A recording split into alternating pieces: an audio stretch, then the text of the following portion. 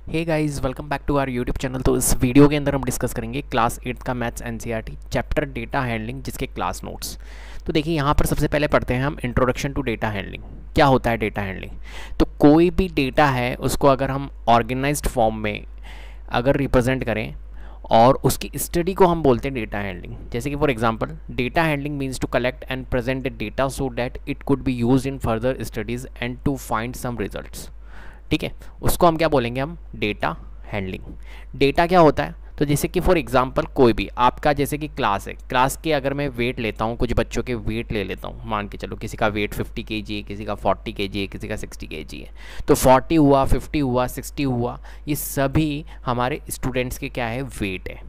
Clear है? उनको हम क्या बोलेंगे? डेटा। तो डेटा किसी भी फॉर्म में हो सकता है, नंबर्स के फॉर्म में हो सकता है, वर्ड्स के फॉर्म में हो सकता है, मेजरमेंट के फॉर्म में हो सकता है, सिंबल्स के फॉर्म में हो सकता है, किसी भी फॉर्म में हो सकता है। उसको हम क्या बोलेंगे? डेटा बोलेंगे। क्लियर है बात? चलिए आगे बढ़ते हैं। Graphical representation of data. तो ग्राफिकल रिप्रेजेंटेशन ऑफ डेटा अलग अलग होगा। जैसे कि फॉर एग्जांपल पिक्टोग्राफ एक हमारा टाइप ऑफ ग्राफ है, एक बार ग्राफ होता है, हिस्टोग्राम होता है, पाई चार्ट होता है। ये सभी हमारे ग्राफिकल रिप्रेजेंटेशन ऑफ डेटा के अंदर आएंगे। ठीक है, तो टाइप्स ऑफ ग्राफ्स अलग अलग होते हैं। जैसे कि फॉर एग्जांपल फर्स्ट होता है हमारा पिक्टोग्राफ। पिक्टोग्राफ क्या होता है? पिक्टोग्राफ में हम क्या करते हैं कि डेटा को रिप्रेजेंट करते हैं एक पिक्चराइज्ड फॉर्म में। ठीक है, तो when we represent the data through pictures और symbols then it is called pictograph. Clear है? जैसे कि फॉर एग्जांपल ये यहाँ पर देखिए पिक्चराइज फॉर्म में मैंने आपको यहाँ पर डेटा को रिप्रेजेंट कर रखा है। जैसे कि फॉर एग्जांपल नेम एप्पल है, तो एप्पल के नंबर ऑफ ट्रीज यहाँ पर देखिए, यहाँ पर पिक्चर्स कितनी बना रखी है हमने? 3। यहाँ पर देखिए ब्लू जो हमारा येलो पार्ट है, यहाँ पर हमें क्या दिख रहा है? 1 रिप्रेजेंट 10 ट्रीज। 1 पिक्चर्स जो है ट्री की वो रिप्रेजेंट कर रही है 10 ट्री को। क्लियर है? तो एप्पल के जो नंबर ऑफ ट्रीज होंगे वो कितने होंगे यहाँ पर? तो 10 10 10 कितना हो जाएगा? 30 ट्रीज होंगे। पीच के कितने ट्रीज होंगे? तो 10 10 10 10 कितने हो जाएंगे? नंबर ऑफ ट्रीज 40 हो जाएंगे। इस टाइप से यहाँ पर हमें डेटा को रिप्रेजेंट करना होता है पिक्चराइज फॉर्म के अंदर। इसे हम कहते हैं पिक्टोग्राफ। क्लियर है? आगे बढ़ते चलिए।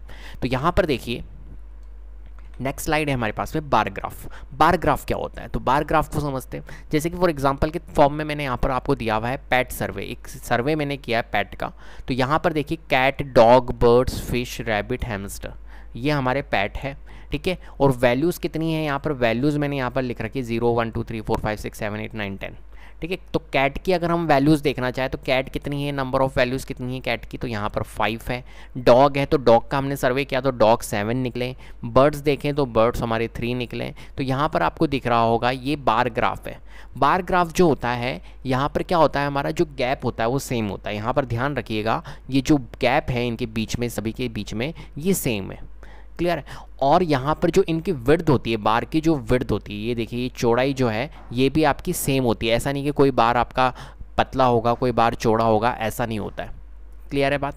ठीक है, तो यहाँ पर आप रीड कर सकते हो इस स्टेटमेंट को। यहाँ पर मैंने सब लिख रखा है। In the bar graph the information represented by the bars of the same width with equal gaps but the height of the bars represent the respective values. जो हाइट होती है वो अलग अलग हो सकती है क्योंकि उनके वैल्यूज़ के अकॉर्डिंग हम इनको बार बनाते हैं। ठीक है, here the names of pads are represented on the horizontal line and the values of the respective pads are shown by the height of the bars. There is an equal gap between each bars. हर एक bar के बीच में जो gap होगा वो equivalent होगा। Clear है? Double bar graph क्या होता है? बिल्कुल बार ग्राफ की जैसी होता है, लेकिन यहाँ पर डब्ल्यू होता है। डबल बार ग्राफ, डबल बार बनाते हैं हम। ठीक है, तो जैसे कोई डेटा है हमारे पास में, ठीक है, दो डेटा को साइमल्टेनियसली, अगर 2 क्वांटिटीज़ है, 2 क्वांटिटीज़ को अगर हमें साइमल्टेनियसली रिप्रेजेंट करना है तो हम डबल बार ग्राफ का यूज़ करते हैं। जैसे कि फॉर एग्जांपल देखिए यहाँ पर टेस्ट 1 और टेस्ट 2, टेस्ट 1 और टेस्ट 2 का डेटा दिया हुआ है। ठीक है, यहाँ पर मार्क्स दिए हुए हैं 0 से लेके 90 तक है। 0 10 20 30 40 50 60 70 80 90 तक हमने वैल्यूज़ लिख रखी है मार्क्स की। अब देखिए यहाँ पर नेम ऑफ पीपल्स लिखे हुए हैं, पॉल है, सिन्हा है, विंस्टा है, अर्जन है, जॉन है, इनके मार्क्स आए। यहाँ पर देखिए टेस्ट दिया हुआ है मैंने। टेस्ट जो ब्लू वाला टेस्ट है वो टेस्ट 1 है और जो रेड वाला टेस्ट है वो टेस्ट 2 है। अब देखिए यहाँ पर पॉल के जो टेस्ट 1 के अंदर मार्क्स आए वो आप देख सकते हो यहाँ पर कितने हैं? 50 है। ठीक है, और टेस्ट 2 के अंदर मार्क्स जो पॉल के आए वो कितने आए? 60 से 70 के मिड में आए, मतलब 65 मार्क्स आए। तो आप देखो एक ही बार के थ्रू आप देख पा रहे हो टेस्ट 1 और टेस्ट 2 के मार्क्स पॉल के। ठीक है, ऐसे सिन्हा के आप देख सकते हो टेस्ट 1 टेस्ट 2 के मार्क्स, विंस्टा के देख सकते हो, अर्जन के देख सकते हो, जॉन के देख सकते हो। तो कुल मिलाकर एक ही बार ग्राफ के थ्रू, एक ही डबल बार ग्राफ के थ्रू आप क्या देख सकते हो? डेटा को देख सकते हो टू डेटा को देख सकते हो, टेस्ट 1 और टेस्ट 2, इन दोनों का डेटा आप एक बार में ही देख सकते हो। तो to compare some data we can use the double bar graph, comparison करने के काम आता है, as it shows the information of two quantities simultaneously. दो क्वांटिटीज़ को साइमल्टेनियसली रिप्रेजेंट अगर आपको करना है तो डबल बार ग्राफ का आप यूज़ कर सकते हो, ठीक है। Here in the above graph it represent the marks of the students in two different tests all together, so we can compare the marks easily। तो हम कंपेयर कर सकते हैं यहाँ पर मार्क्स को इजीली। क्लियर है, टेस्ट 1 और टेस्ट 2 के मार्क्स यहाँ पर रिप्रेजेंट किए गए। आगे बढ़ते हैं।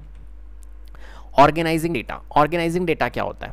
तो देखिए, any data which is available in the unorganized form is called raw data. Raw data क्या होता है? जो अनऑर्गेनाइज्ड फॉर्म में होगा उससे हम क्या बोलते हैं? रो डेटा। कोई भी डेटा है वो अनऑर्गेनाइज्ड फॉर्म में, मतलब ऑर्गेनाइज्ड फॉर्म में नहीं है, सही ढंग से सिस्टमैटिक मैनर में अगर वो नहीं है तो उसको हम क्या बोलेंगे? एक तरह से रो डेटा बोलेंगे। आप कहोगे सर बात समझ में नहीं आई है, समझाइए। एग्जाम्पल के थ्रू पे समझाता हूँ। जैसे कि फॉर एग्जाम्पल मैंने कहा कि यार कोई डेटा मैं लिख देता हूँ, 1 है, 3 है, 2 है, 4 है, 5 है, ऐसे लिख दिया मैंने डेटा।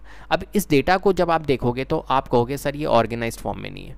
क्यों? क्योंकि ये असेंडिंग ऑर्डर में सेट नहीं है। जब मैं इसका असेंडिंग ऑर्डर सेट करूँगा तो आप देखिएगा कैसे लिख सकता हूँ मैं, 1, फिर देखिए इसको 2 को आगे रख दिया मैंने, फिर नेक्स्ट 3, फिर 4, फिर 5। अब आप देखो ये वाला डेटा जो है ये असेंडिंग ऑर्डर में सेट है। इस डेटा को कन्वर्ट करके मैंने ऑर्गेनाइज्ड फॉर्म में कह दिया। तो ये एक सिस्टमेटिक मैनर के अंदर आपका रखा गया है डेटा, ठीक है। तो ये ऑर्गेनाइज्ड फॉर्म है और ये अनऑर्गेनाइज्ड फॉर्म है। ये अनऑर्गेनाइज्ड जो फॉर्म होता है डेटा का उसको हम बोलते हैं रो डेटा।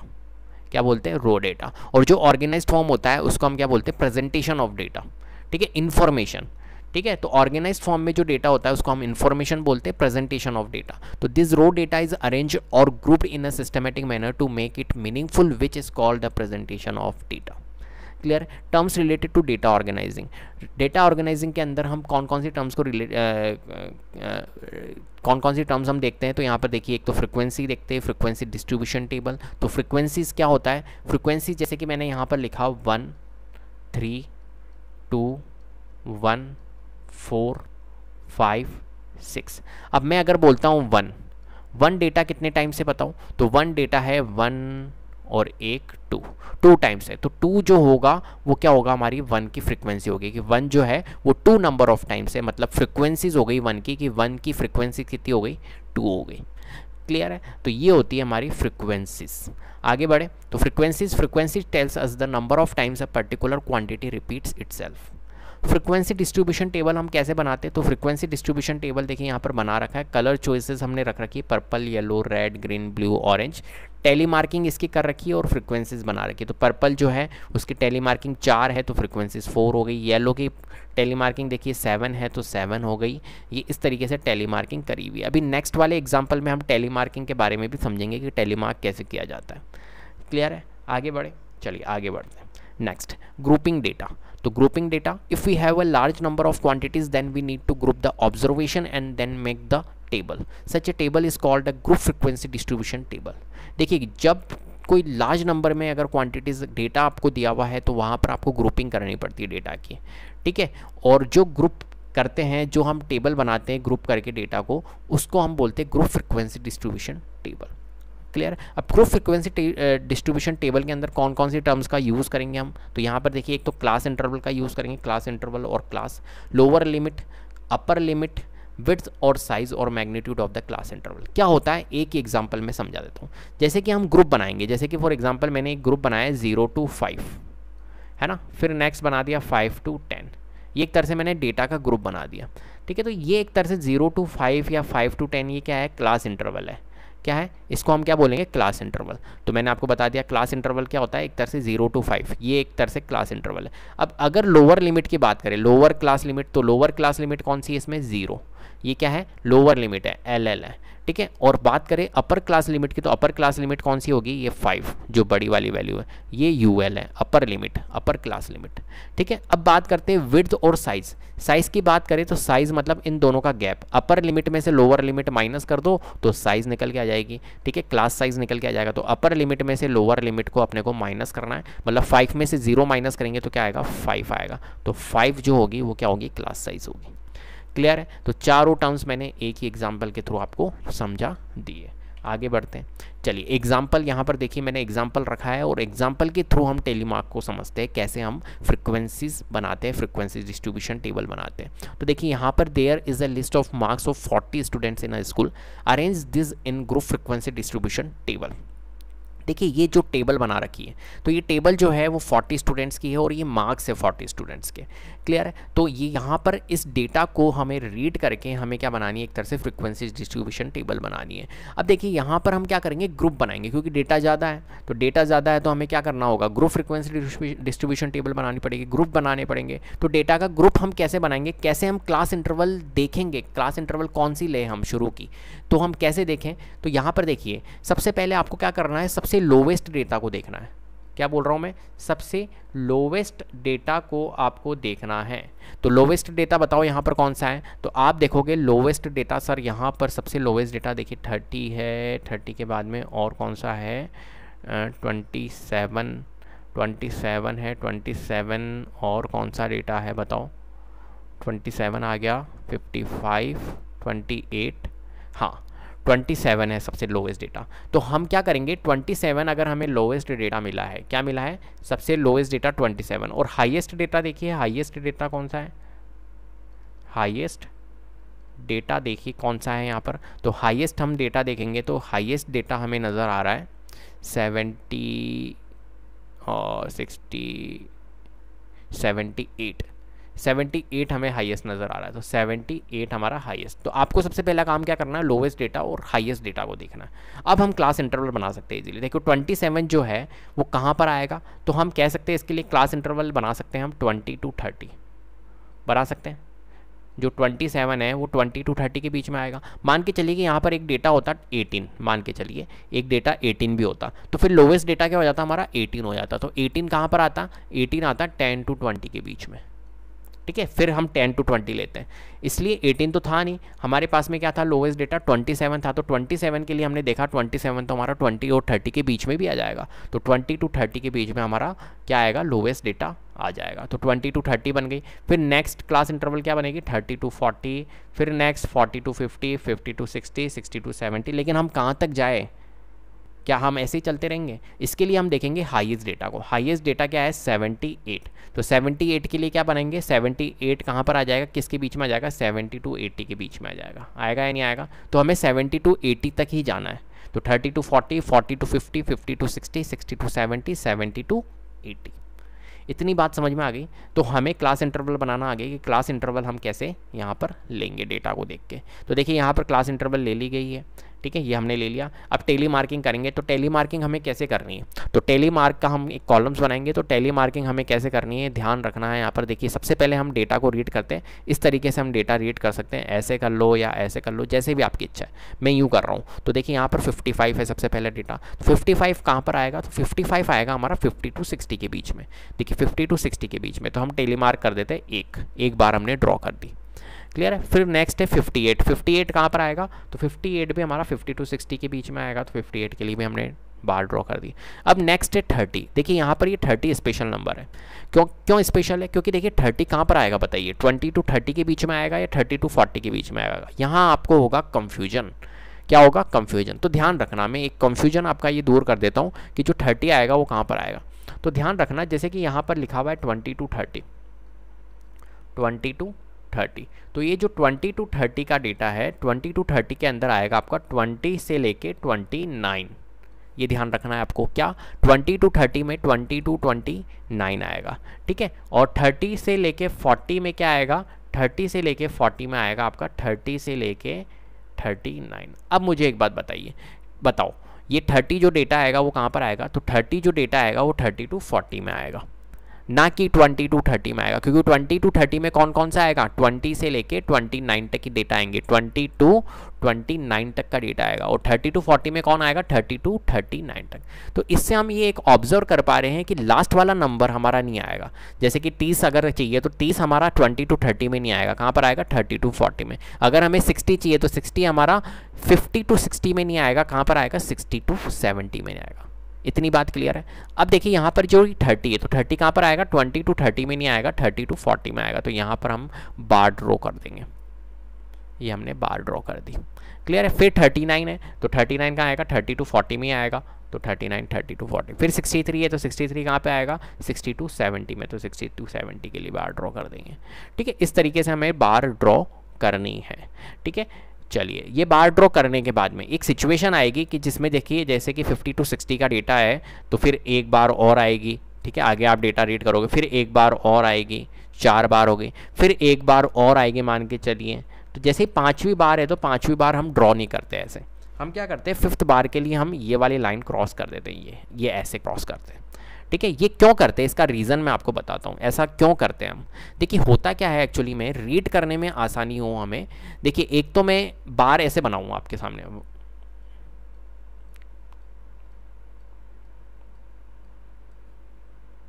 ऐसे बार बनाऊँ। अब बताओ ये कितनी फ्रीक्वेंसी है, इसको रीड करने में आपको कितना टाइम लगेगा, बताइए कितना टाइम लगेगा। इस फ्रीक्वेंसी को रीड करने में आपको काउंट करना पड़ेगा 1 2 3 4 5 इस तरीके से। ठीक है, और एक इसी सिचुएशन को मैं ऐसे रिप्रेजेंट करूं,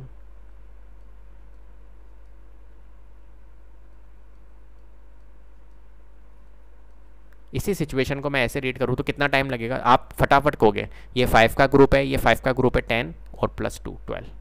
ठीक है, और एक इसको काउंट करने में 1 2 3 4 5 6 7 8 9 10 11 12, और काउंट करने में कभी कभी प्रॉब्लम भी हो जाती है, गलती भी हो सकती है, तो 12।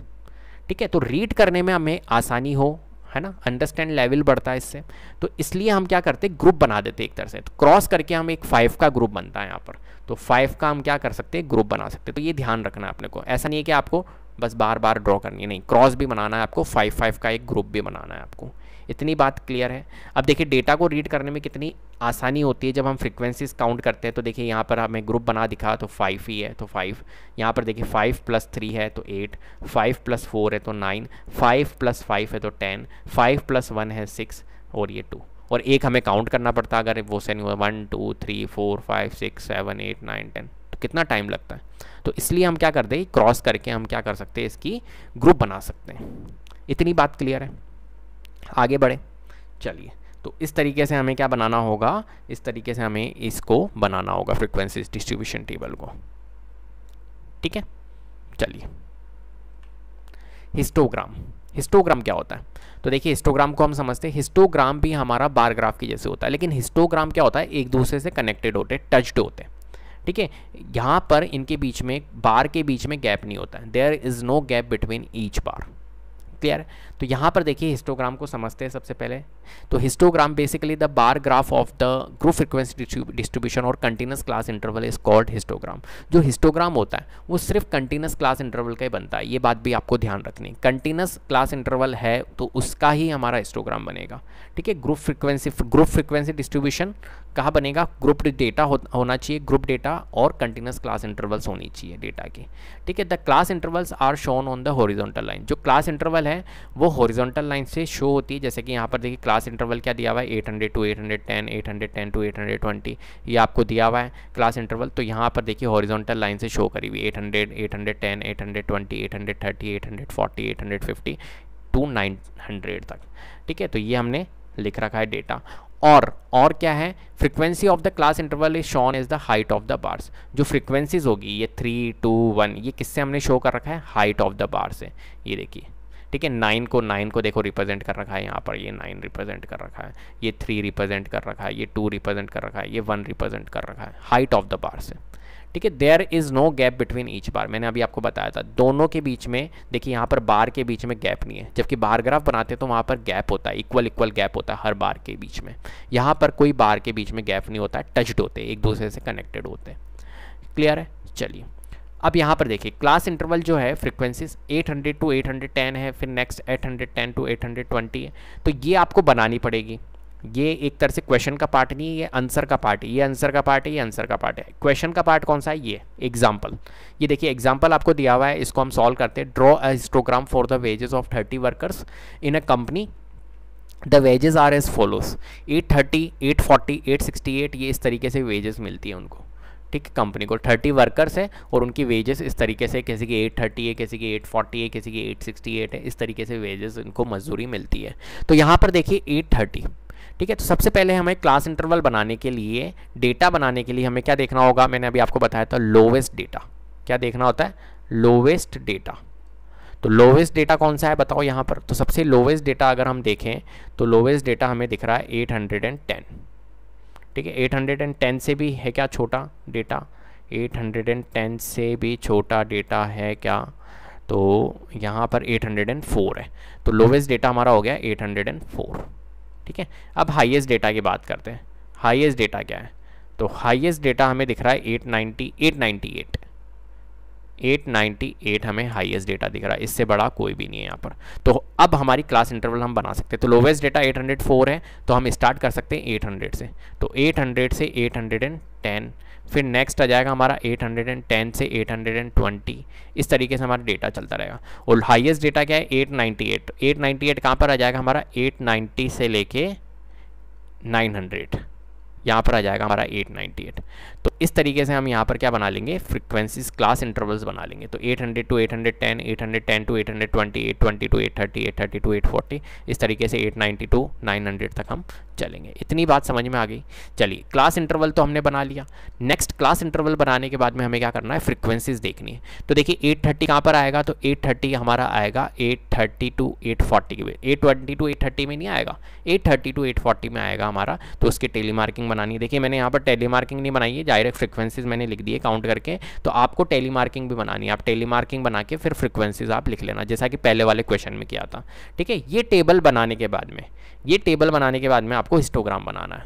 ठीक है, तो हिस्टोग्राम बना लेते हैं। तो देखिए यहाँ पर ये हिस्टोग्राम बनाया हुआ है। क्या करना है सबसे पहले आपको? देखिए आपको क्या करना है, यहाँ पर ड्रॉ करनी है इस तरीके से लाइन, ये लाइन और ये लाइन। ठीक है, इस तरीके से लाइन ड्रॉ करते हैं। देखिए ये एक लाइन बनानी है, ये वाई एक्सिस होता है, और ये एक लाइन बनानी है, ये एक्स एक्सिस होता है। और यहाँ पर लिखना है आपको डेटा। अब ध्यान रखना, यहाँ पर मैंने एक देखो, यहाँ पर डायरेक्टली मैंने कनेक्टेड नहीं कर रखा है, यहाँ पर जिग जैग बना रखा है। इसे कहते हैं जैग्ड लाइन, किंक बोलते हैं इसे। क्या बोलते हैं? किंक। किंक कैसे बनाते हैं? यूँ करके यूँ बना देते हैं। ठीक है, यूँ करके और ये कनेक्ट कर दो आप यहाँ पे। ये ऐसा क्यों किया जाता है? ऐसा इसलिए किया जाता है क्योंकि देखो डेटा आपका जीरो से कनेक्टेड नहीं है। यहाँ पर क्या होता है? ये ओरिजिन होता है, यहाँ पर होता है ज़ीरो, होता है नहीं होता है? तो ये ज़ीरो से कनेक्टेड नहीं है। नेक्स्ट डेटा क्या है? ज़ीरो, फिर नेक्स्ट है 100 है या नहीं? देखिए यहाँ पर 100 है, फिर 810 आता, 800, फिर 810, फिर 820, फिर 830, इस तरीके से डेटा आता। तो 0 से 800 हमारा कनेक्टेड नहीं है। यहाँ पर कोई 0 टू 800 का कोई डेटा नहीं दिया हुआ है। डायरेक्ट कहाँ से दिया हुआ है? 800 से 810। तो 0 से 800 इस कनेक्टेड नहीं है, तो ये यहाँ पर क्या हो जाएगा? किंक लग जाएगी। बात आ गई समझ में? किंक लग जाएगी, जैग लाइन हम बना देंगे, मतलब ये कनेक्टेड नहीं है, ये शो करता है। अब देखिए 800 से 810 का डेटा आपको दिया हुआ है कितना? 3। तो ये 800 है, ये 810 है, ये 800 है, ये 810 है। तो यहाँ पर हम क्या बना देंगे? बार बना देंगे। अब बार बनाएंगे कैसे भाई? ये फ्रीक्वेंसीज है, तो फ्रीक्वेंसीज को हम यहाँ पर शो कर देंगे। ये 0 है, फिर 1 है, फिर 2 है, फिर 3 है, फिर 4 है, फिर 5। जैसे कि यहाँ पर देखिए मैंने शो कर रखा है 0 1 2 3 4 5 6 7 8 9 10। ये नंबर ऑफ वर्कर्स है, ये फ्रीक्वेंसीज है। तो 800 टू 810 तक मैंने कितना लग रखा है? फ्रीक्वेंसीज कितनी है? 3। तो 800 से 810 ये फ्रीक्वेंसीज 3। तो 3 तक देखो मैंने यहाँ पर बार बना रखी है। फिर 810 टू 820 कितनी है? 2। तो ये 2 तक मैंने बार बना रखी है। इस तरीके से मैंने यहाँ पर बार बना रखी। ये हमारा हिस्टोग्राम है। क्लियर है? इस तरीके से हम यहाँ पर क्या बनाते हैं? हिस्टोग्राम ड्रॉ करते हैं। जब क्वेश्चंस करेंगे, जब आप और सीख लेना किस तरीके से हिस्टोग्राम बनाया जाता है। बाकी ये थोड़ा सा मैं आपको डिस्क्राइब कर रहा हूँ। चलिए आगे बढ़ते हैं।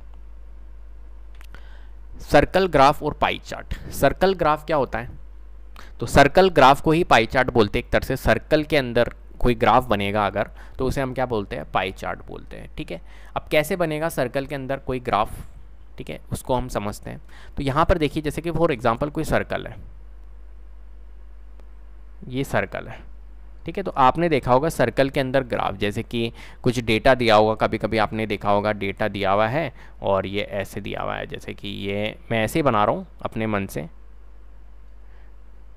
ठीक है, ये ऐसे दिया हुआ है और ऐसे लिखा हुआ है यहाँ पर कि कुछ लोग, जैसे क्रिकेट, यहाँ लिख लेता हूँ मैं क्रिकेट 15% लोग पसंद करते हैं।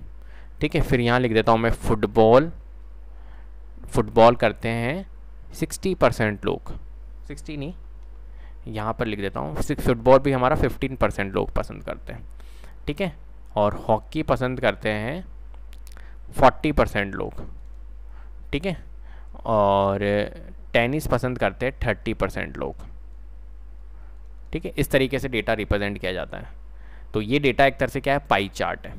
ठीक है, तो पाई चार्ट बनाना सीखेंगे कि ये पाई चार्ट बनाते कैसे हैं। ये तो मैंने रफली ऐसे ही आपके सामने बना दी, लेकिन ये बनाते कैसे हैं अब यहाँ पर मैं आपको समझा देता हूँ। देखो ये एक्चुअली जितने भी पाई चार्ट्स होते हैं यहाँ पर आपको सेक्टर देखने को मिलेंगे। ये सेक्टर है, अलग पेन से मैं ड्रॉ कर देता हूँ। ये वाला जो पार्ट है ना, ये सेक्टर है, ये सेक्टर है, ये एक सेक्टर हो गया, फिर ये वाला एक सेक्टर हो गया, फिर ये एक सेक्टर हो गया, ये एक सेक्टर हो गया। ये सेक्टर्स होते हैं। ठीक है, तो अलग अलग सेक्टर के अंदर डिवाइडेड होता है। तो देखिए यहाँ पर if we represent the data in a circle then it is said to be a pie chart. जब भी डेटा को अगर हम रिप्रेजेंट करेंगे सर्कल के अंदर तो उसको हम क्या कह सकते हैं, पाई चार्ट बोल सकते हैं। This graph shows the relationship between the whole and its parts. ये ग्राफ क्या करते हैं, एक तरह से पार्ट्स को रिप्रेजेंट करते हैं। We have to divide the circle into sectors. हम क्या कर सकते हैं, डिवाइड कर सकते हैं सर्कल को सेक्टर के अंदर। And each sector is proportionate to its respective activities. और हर एक सेक्टर जो होता है वो प्रोपोर्शनेट होता है रेस्पेक्टिव एक्टिविटीज़ से। We use it when we have information on percentage और फ्रैक्शन। और हम क्या कर सकते हैं, यूज़ कर सकते हैं इसको। कब हम यूज़ कर सकते हैं, जब हमें इंफॉर्मेशन दी हुई हो, कोई परसेंटेज हमें दिया हुआ हो, कोई फ्रैक्शंस दिया हुआ हो, जब हम इसका यूज़ कर सकते हैं पाई चार्ट का। क्लियर है, चलिए आगे बढ़ते हैं। कैसे बनाते हैं हम pie chart, drawing of a pie chart समझते हैं। If we have the information in percentage then we need to calculate the respective angles to show them in the pie chart. ठीक है, जब भी हमें कोई इन्फॉर्मेशन दी हुई हो परसेंटेज के अंदर तो हमें कैलकुलेट करना होगा उसका रेस्पेक्टिव एंगल। जैसे कि यहाँ पर मैंने दिया हुआ था पहले आपको, क्या क्रिकेट इतने परसेंट 15% लोग पसंद करते हैं, तो उनका हमें रेस्पेक्टिव एंगल बनाना पड़ेगा कि भाई 15% का एंगल क्या बनेगा। देन उसके बाद में हमें पाई चार्ट को ड्रॉ करना पड़ेगा। अभी मैं सब चीज़ें सिखाऊंगा, आप चिंता मत करिए। As we know that a complete circle is of 360 degree, so we need to calculate the fraction of 360 degree for every sector. हमें क्या करना होगा भाई, कंप्लीट सर्कल कितना होता है आपको पता है। ये पूरा एंगल जो कंप्लीट एंगल होता है वो 360 डिग्री का होता है। तो सर्कल पूरा एक कंप्लीट ही है ना, तो ये 360 डिग्री है। तो 360 डिग्री का यूज़ करके ही हम क्या निकालेंगे, परसेंटेज को किस में कैलकुलेट करेंगे, हम करेंगे डिग्री में, एंगल्स में कैलकुलेट। आगे बढ़ते हैं, चलिए देखिए यहाँ पर मैं आपको सिखाऊंगा कि हम कैसे बनाते हैं पाई चार्ट। तो देखिए, draw a pie chart of the following percentage of genres of movies like by the public.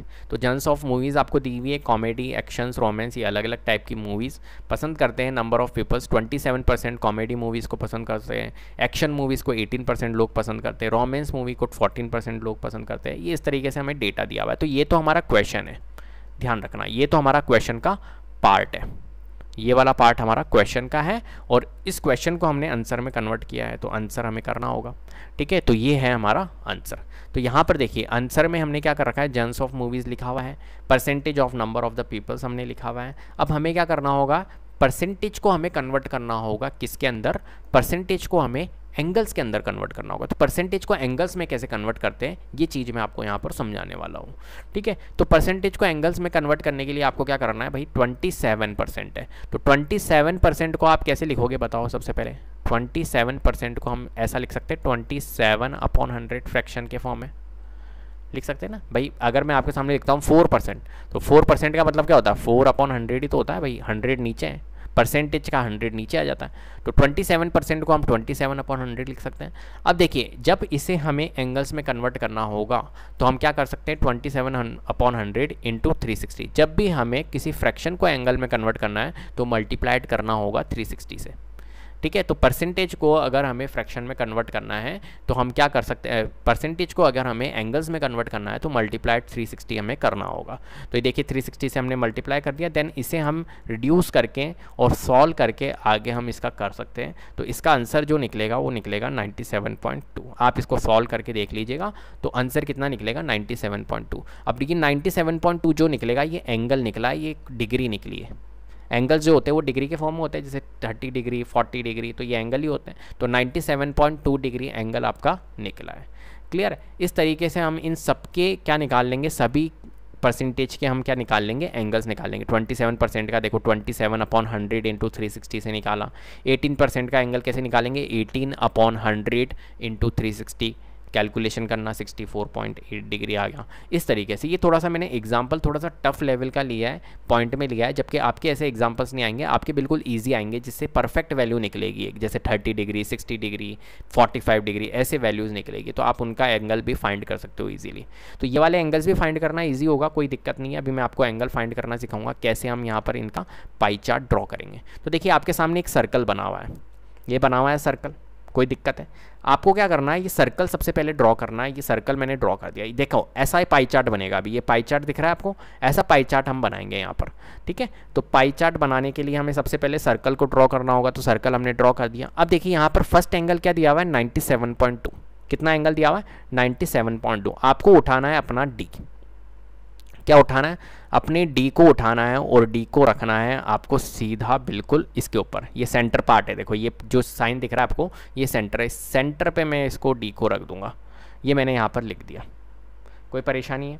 चलिए अब डी को सेंटर पे रखने के बाद में यहाँ से देखिए आप 97.2 कहाँ पर बन रहा है, 97.2 कहाँ पर बन रहा है। तो 97.2 जो एंगल बनेगा वो हमारा बनेगा, देखिए ये यहाँ तक 90 डिग्री होता है। मैं आपको बता देता हूँ एक बार, देखिए ये वाले जो साइन है 10, 20, 30, 40, 50, ऊपर वाले बोल रहा हूँ मैं, ये वाले इनको देखना है आपको, ये छोटे वाले को नहीं देखना है, ठीक है। तो ये बड़े वाले को देखो, 10, 20, 30, 40, 50, 60, 70, 80, 90, 100 ये लिखा हुआ है ना, इन एंगल्स को देखते हैं। तो यहाँ पर देखिए आपका 90 डिग्री यहाँ पर आ रहा है, 90 डिग्री यूँ सीधा बनेगा। फिर 97 कहाँ पे आएगा, 97.2, 95 यहाँ आ गया, 96, 97 यहाँ पे आएगा, समथिंग यहाँ पे आएगा, ठीक है। तो ये 97.2 हो गया। अब आप इसे हटा लीजिए। हाँ, हटाने से पहले आपको क्या करना है, ये लाइन ड्रॉ करनी है यहाँ से लेके यहाँ तक, ये यहाँ से लेके यहाँ तक आप लाइन ड्रॉ कर लीजिए।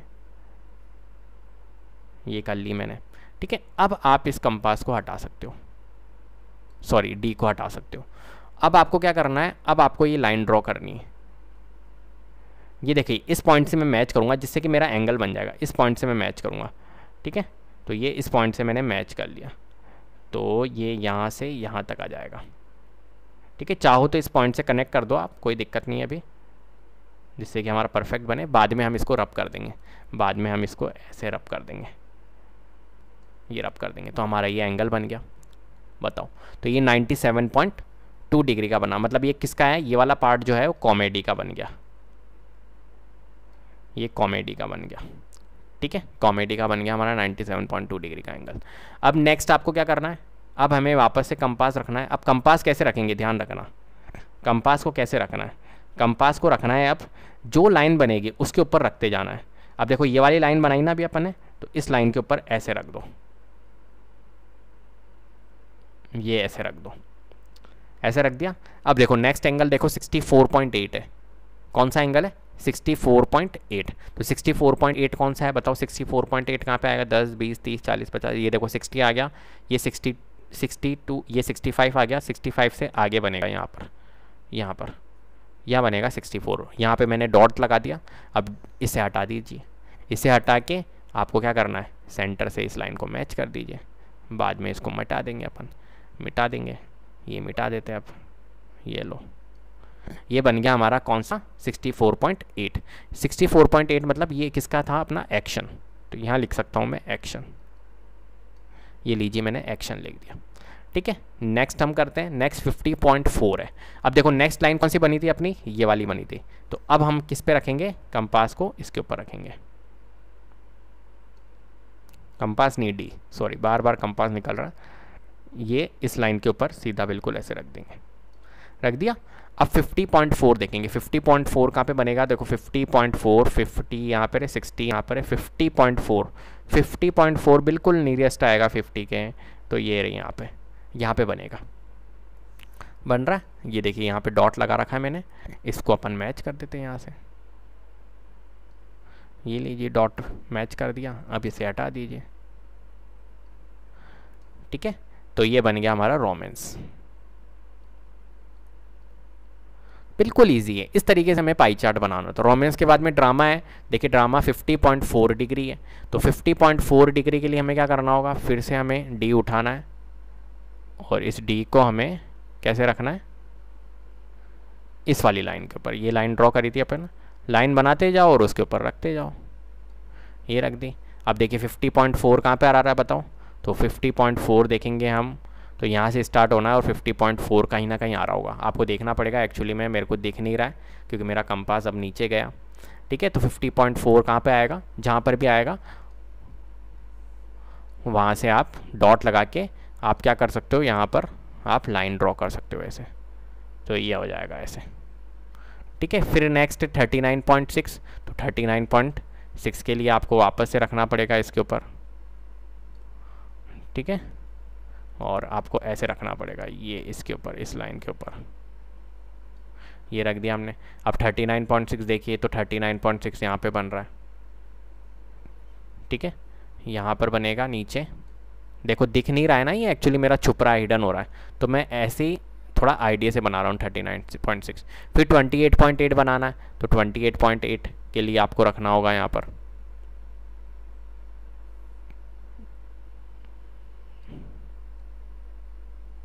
रखना होगा 20 क्या है 8.8, तो 28.8 कहाँ बनेगा, 28.8 बनेगा यहाँ पर, ठीक है। तो इसके लिए भी आप बना सकते हो 28.8 के लिए यहाँ पर, अब ये दोनों। और फिर नेक्स्ट लास्ट है जो 28.8 बनाने की ज़रूरत ही नहीं है, ये अपना आप ही बन गया, ठीक है। तो इनकी नेमिंग आप कर सकते हो। तो देखिए यहाँ पर इस तरीके से ये नेमिंग कर रखी है यहाँ पर, क्लियर है बात। तो इस तरीके से आपको इन क्वेश्चंस को क्या करना है भाई, सॉल्व करना है, ठीक है। तो पाई चार्ट बनाना आपको आ गया, मैं मान लूँ। चलिए आगे बढ़ते हैं। नेक्स्ट है भैया प्रोबेबिलिटी।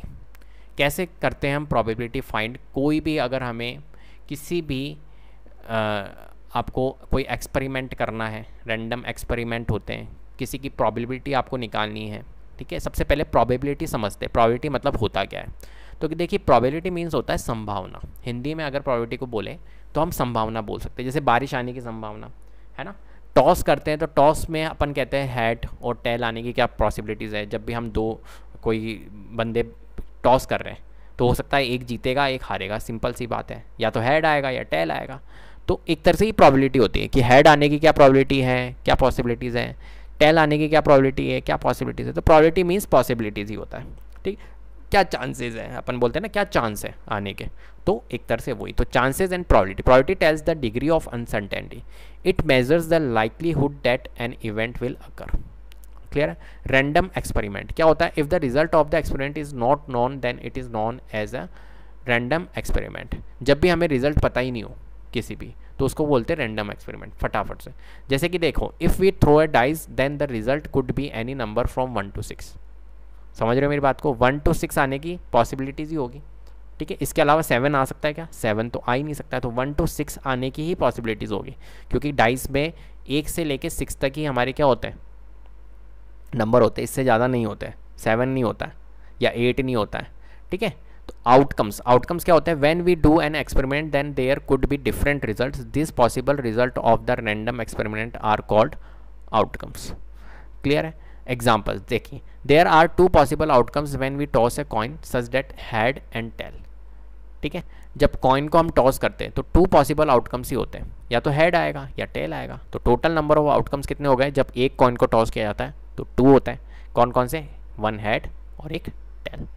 क्लियर है। तो ये आउटकम्स होते हैं। आगे बढ़ते हैं। इक्वली लाइकली आउटकम्स क्या होते हैं, देखिए, if every outcomes has the same possibilities of occurring this outcomes are called equally likely outcomes. जैसे कि फॉर एग्जांपल डाइस है, तो डाइस को जैसे कि हम क्या करते हैं, जब डाइस को थ्रो करते हैं, जैसे हमने डाइस को थ्रो किया तो 1 आने की प्रोबेबिलिटी क्या है, अगर हम बात करें 1 आने की पॉसिबिलिटीज़ क्या है, 1 कैसे आएगा, तो 1 आने की पॉसिबिलिटीज़ जो होगी वो होगी 1/6, ठीक है। 2 आने की पॉसिबिलिटीज़ भी 1/6 होगी, 3 आने की पॉसिबिलिटीज़ भी 1/6। देखिए इक्वली लाइकली को मैं आपको समझाता हूँ।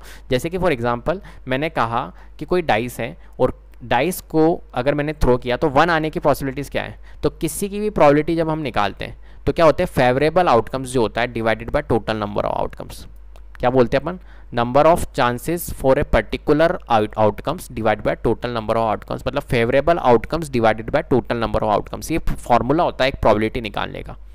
तो फेवरेबल आउटकम्स जैसे कि फॉर एग्जांपल 1 आने की पॉसिबिलिटीज़, तो 1 आने की पॉसिबिलिटीज़, अब बताओ डाइस पे क्या होगा, एक ही तो 1 होगा, एक बार ही 1 लिखा हुआ है या 2-3 बार लिखा हुआ होता है डाइस पे 1, नहीं 1 टाइम्स 1 लिखा हुआ होता है। तो फेवरेबल आउटकम क्या हो गया, 1 divided by total number of outcomes कितने हो गए, तो कितने टोटल नंबर ऑफ आउटकम्स है 1 2 3 4 5 6, तो 1/6। सिमिलरली 2 आने की प्रोबेबिलिटी क्या है, 2 आने की पॉसिबिलिटीज़ क्या है, तो 2 आने की पॉसिबिलिटीज़ भी क्या है 1/6 ही होगी, क्योंकि 2 कितने टाइम्स लिखा हुआ है, 1 टाइम्स ही तो लिखा हुआ है, और टोटल नंबर ऑफ आउटकम्स कितने हैं 6 है, तो 1/6। 3 आने की पॉसिबिलिटीज़ भी 1/6, 4 आने की पॉसिबिलिटीज़ भी 1/6, 5 आने की पॉसिबिलिटीज़ 1/6, 6 आने की पॉसिबिलिटीज़ भी क्या है 1/6, क्योंकि ये सिर्फ एक एक बार लिखे हुए होते हैं। बात समझ में आई मेरी, तो ये प्रोबेबिलिटीज़ होती है, तो ये इक्वली लाइकली आउटकम्स है, मतलब 1 2 3 4 5 6 इन सभी की क्या होगी पॉसिबिलिटीज़, प्रोबेबिलिटी क्या होगी 1/6 ही होगी, तो ये इक्वली लाइकली है। क्लियर है। देखिए what is the chance of getting 3 when we throw a dice, तो 3 आने की पॉसिबिलिटीज क्या होगी 1/6, तो यहाँ पर लिख दिया has the probability of getting 1/6। There is only one chance to get 3 in one throw and the total possible outcomes are 6। ठीक है, चलिए आगे बढ़ते हैं। आउटकम्स एज इवेंट समझते हैं। यहाँ पर देखिए ईच आउटकम्स और collection of outcomes of an experiment is known as an event. ठीक है, प्रोबेबिलिटी जब भी निकालते हैं तो event divided by total number of outcomes, number of chances divided by number of chances to favourable outcomes divided by number of outcomes. ठीक है, हम कह सकते हैं प्रोबेबिलिटी का फॉर्मूला। अब देखिए if we throw a dice then getting each outcomes 1 2 3 4 5 and 6 are events, what is the events of getting odd numbers when we throw a dice. तो देखिए ऑड नंबर आने की पॉसिबिलिटीज़ क्या है, तो ऑड कौन कौन से हैं यहाँ पर 1 2 3 4 5 6 में 1 है ऑड नंबर, फिर है 3 और फिर है 5, तो ऑड आने की पॉसिबिलिटीज़ क्या है 1 2 3 divided by total number of outcomes क्या है 6, तो ये इवेंट है। इवेंट क्या है, इवेंट था हमारा ऑड नंबर आने की पॉसिबिलिटीज़, तो इवेंट लिख दिए मैंने 3 times divided by 6 total number of outcomes. जब इसको हम सॉल्व करेंगे तो कितना आ जाएगा 1/2, तो 1/2 प्रोबेबिलिटी होगी। आप 3/6 भी लिख सकते हो, कोई दिक्कत नहीं है 3/6, और 3/6 को सॉल्व करके आप 1/2 भी लिख सकते हो रिड्यूस करके। क्लियर है बात, तो कुछ भी अपने से क्वेश्चन पूछ सकता है। What is the event of getting odd numbers पूछा था तो हमने बता दिया। ठीक है, what is the probability of spinning yellow, देखो एक और एग्जांपल दे रखा है, तो येलो आने के, ये स्पिनर है, इस स्पिनर में अलग अलग कलर दे रखे, येलो है, रेड है, ग्रीन है, ब्लू है, पिंक है। ठीक है, तो अगर मैं सबकी पॉसिबिलिटीज पूछूँ, सबकी प्रोबेबिलिटी पूछूँ, तो रेड आने की प्रोबेबिलिटी क्या है, तो देखिए सबसे पहले तो देखिए आप red green yellow blue yellow pink green yellow, तो कितने कलर हो गए। कलर तो वैसे देखा जाए तो डिफरेंट आपके कितने 3-4 कलर होंगे। ठीक है, लेकिन कितनी बार है भाई, रेड का यहाँ पर पार्ट दे रखा है, फिर ग्रीन दे रखा है, फिर येलो दे रखा है, फिर ब्लू दे रखा है, फिर येलो आ गया, फिर पिंक आ गया, तो येलो ही 3 बार आ गए, तो कोई दिक्कत नहीं है। तो इनको काउंट कर लो एक बार, 1 कितने सेक्टर्स बने हुए हैं यहाँ पर 1 2 3 4 5 6 7 8, तो 8, तो टोटल नंबर ऑफ आउटकम्स कितने हो गए यहाँ पर 8 हो गए। ठीक है, 8 हो गए। अब रेड आने की प्रोबेबिलिटी, यहाँ पर अगर मैं रेड की बात करूँ तो रेड आने की प्रोबेबिलिटी क्या है, तो रेड के लिए तो एक ही सेक्टर है, तो 1/8। ठीक है, फिर ग्रीन की देखिए, ग्रीन की बात करते हैं तो ग्रीन का सेक्टर कितना है, ग्रीन का एक सेक्टर तो यहाँ पर है, एक सेक्टर यहाँ पर है, तो कितने हो गए, कितनी प्रोबेबिलिटी होगी ग्रीन आने की 2/8। इस तरीके से हमारे को प्रोबेबिलिटी निकालनी है। अब यहाँ पर क्वेश्चन में क्या पूछा है, देखिए यहाँ पर पूछा है what is the probability of spinning yellow, तो येलो आने की प्रोबेबिलिटी क्या होगी, तो देखो येलो यहाँ पर भी है, इस सेक्टर में भी है, इस सेक्टर में भी है, इस सेक्टर में, तो येलो के कितने सेक्टर हो गए 1 2 और 3, तो येलो आने की प्रोबेबिलिटी क्या है भाई, येलो आने की probability 3 total number of outcomes कितना होता है 8, तो 3/8 ये प्रोबेबिलिटी होगी। क्लियर है। वहीं अगर मैं पूछ लूँ ग्रीन आने की प्रोबेबिलिटी कितनी है, तो ग्रीन के लिए सेक्टर आप देखो ग्रीन 1 और ये 2, तो 2/8 ये प्रोबेबिलिटी होगी हमारी किसकी, ग्रीन आने की प्रोबेबिलिटी। क्लियर है, तो ऐसे हम प्रोबेबिलिटीज़ को निकालते हैं। तो इसी के साथ में आपका ये चैप्टर भी कंप्लीट हो गया, चैप्टर कंप्लीट हो गया है ना, चैप्टर के नोट्स कंप्लीट हो गए। अब हम आपके लिए इसकी एक्सरसाइज लेकर आएंगे, इसकी एक्सरसाइज हम आपको यहाँ पर करवा देंगे पूरी इजीली। लेकिन एक बात मैं आपको बताना चाहता हूँ, जब आप नोट्स को कंप्लीट कर लेते हो तो एक तरह से मान के चलिए कि 80% चैप्टर आपका कंप्लीट हो जाता है। ठीक है, तो ये मान के चलिए कि आपने ये नोट्स अगर ध्यान से पढ़ लिए तो आपके ये एक तरह से क्या हो गए 80% कंप्लीट हो गया है ये चैप्टर। ठीक है, तो ये नोट्स की जो है डिस्क्रिप्शन में मैं आपको इसका लिंक दे दूंगा, यहाँ से आप डाउनलोड कर सकते हो, या आप टेलीग्राम के थ्रू, हमारा जो टेलीग्राम चैनल है यहाँ से आप क्या कर लो, उस टेलीग्राम से आप हमसे कनेक्ट हो जाओ। ठीक है, ज्वाइन कर लो हमारा टेलीग्राम चैनल, वहाँ पर इन सभी के PDF आपको वहाँ पर मिल जाएगी। क्लियर है बात। तो उम्मीद करता हूँ आपको वीडियो पसंद आई होगी। अगर वीडियो पसंद आई है तो प्लीज़ लाइक कीजिए, शेयर कीजिए और चैनल को सब्सक्राइब कर लीजिएगा। बेल आइकन को जरूर प्रेस कर लीजिएगा जिससे कि अपकमिंग वीडियोज़ के नोटिफिकेशन आपको टाइम टू टाइम मिलते रहे। Thank you so much.